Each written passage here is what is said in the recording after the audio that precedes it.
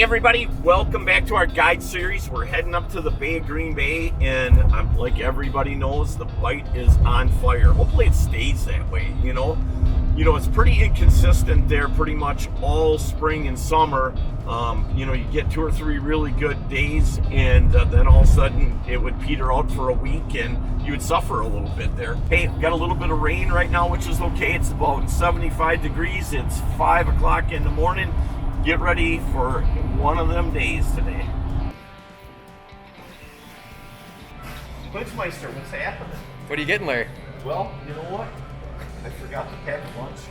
And I don't have a mom at home that packs my lunch. I don't either.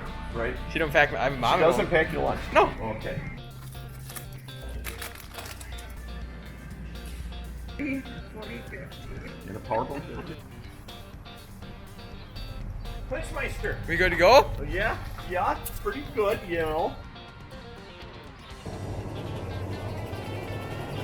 Well, now that we got our snacks and stuff, it's starting to rain. Yeah, a little snack, a little rain, a little pain. Where's the pain coming from, though? The pain is coming from my heart. That's why? Where the pain's coming what from. What happened? Well, let me tell you Who broke your heart? Well, my heart has been broke many a time. So really? Let me tell you that. A lot of girlfriends breaking your heart? Well, not so much girlfriends, but my heart has been broke many a times by a lot of big fish that just busted off. Yeah. That's usually what breaks my heart. Hey, it always happens. Not good ones, though. It always happens to the good guys too, doesn't it, Larry? Well, I don't know. Or you're not a good guy? Not really. Not really. Yeah.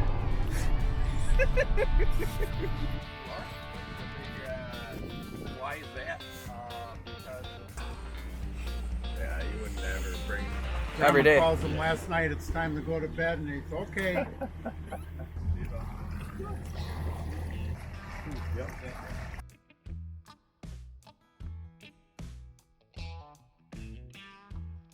Hey everybody, welcome back to our guide series. Out here today with our good client and friend Jerry Swan and his son Casey. There you go, Jerry. Keep your rod bent over. Wow, that's the way it's supposed to work, man. Rod a little faster, Jerry. A little faster on the reel. That is the way it's supposed to work, my friend. Right there.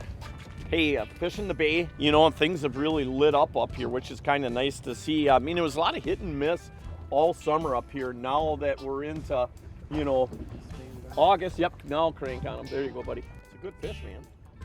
There he is, he's right here. Yep. Oh. Stay on. I don't know, this feels kind of like a sheephead, but I could be wrong. Yep, sheephead spinning like crazy. Yep, the old drummeister. Jaron, what kind of girls do you like? Oh, Casey. Nice job, buddy. I got him. Hey, Case, that rod you have is a little bit lighter rod, and you got to remember we're drifting at about 1 mile an hour towards the fish. So when you do get hooked up with that rod, definitely keep it bent over a little bit and try to keep your rod tip up a little.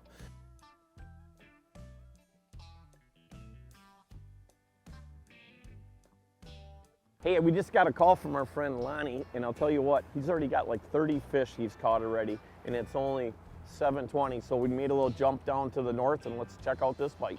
Hey, I'll tell you what, the locator is absolutely lit. There's really nobody around us right here. I'm gonna hit this spot. Let's see if we can tear him up. Fling him right up, Casey. Nice fish. I hardly ever net a fish unless it's really big. There you go, Casey. Casey in the Sunshine Band. That's an alewife right there.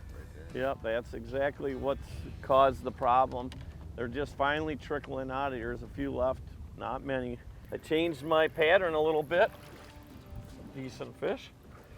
Yep, finally. It's very rare, but boy, I'll tell you, I was struggling on the shiver minnow, and I just switched over to the spoons, and boy, it is very rare for that to happen. But this is a little different. We're in a lot of sand right here, and which really shouldn't matter, but always adapting. Adapt, adapt, adapt. They're just absolutely thick right here. The old Swanster on the back door. Nice job, buddy. Got him, Swanee. Hey. Weed with fins. Ooh, I hate using a net. I really do. I like just to flip them right in. I love it when it comes together. Hey, I want to show you guys exactly my key to casting out here. What I do is basically, I use different types of braids. I've never myself thought one braid or another was better. You know, I'm sure a lot of people disagree with that, but using Real Magic right away in the morning, spraying my baits down, always closing, you know, closing the bail. So I'm always trying to make my cast straight downwind as much as I can when, you know, we're drifting like this. Always closing the bail by hand. And basically it's all in my wrist right here. You know, it's like a snap right here. I'm not lifting my arms like most people do it like this.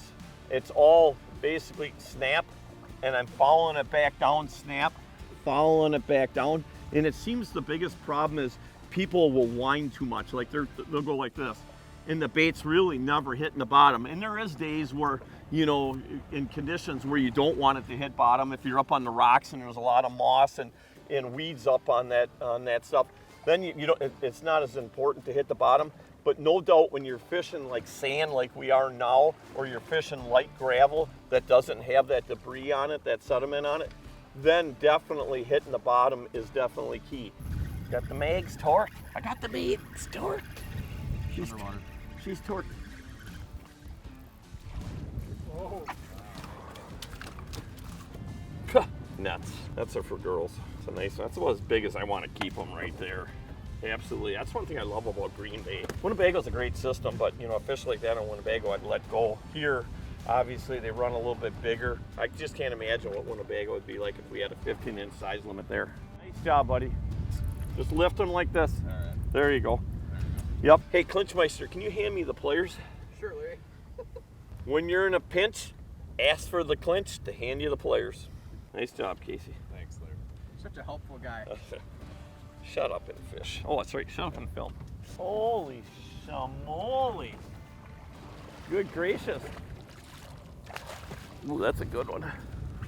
That is a good one, Mr. Swan. They call him Gramps. He has some shoulders on him. Right, they got shoulders there. And the cool part is, if we went to a couple other spots, because I didn't want to stop here right away. There was a bunch of guys fishing here, and you know, sometimes you just got to fish in the groups, but I prefer not to if I can find my own spot. But we hit 3 or 4 other spots, ran through them, saw a few fish, really fished for a little bit, but that was nothing. Again, utilizing your electronics is everything. You know, the interesting part is for the day is that typically the shiver minnow is my go-to bait. Today I just couldn't get it to work in the sand as well, and we went to the spoons, and the spoons, you know, obviously did the job. Not a bad morning, I would say. All decent fish, you know, nothing giant. Swanee did have a big one. I mean, I'm going to say it was 28 to 30 right underneath the boat. The big ones always get away, but these are all perfect fish. We got our limit. We're heading in. The stage is yours, Larry. Well, Clinchmeister, heading back from Green Bay. It turned out to be a good day. It's noon right now, so, you know, it's pretty good. We hit the water at 6 o'clock. So, but no, great day, you know, turned out.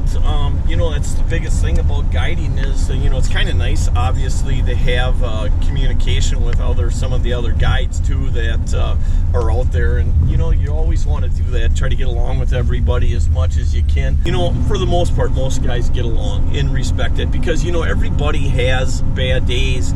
And it sure is nice when you can call somebody else up that might be 2, 3, 4 miles away, you know, and they're pounding them, right? Yeah, that's the biggest thing right there. Hey, everybody, I hope you guys enjoyed our guide series this week. Remember, like we always say, it's a great day to be alive, my friends.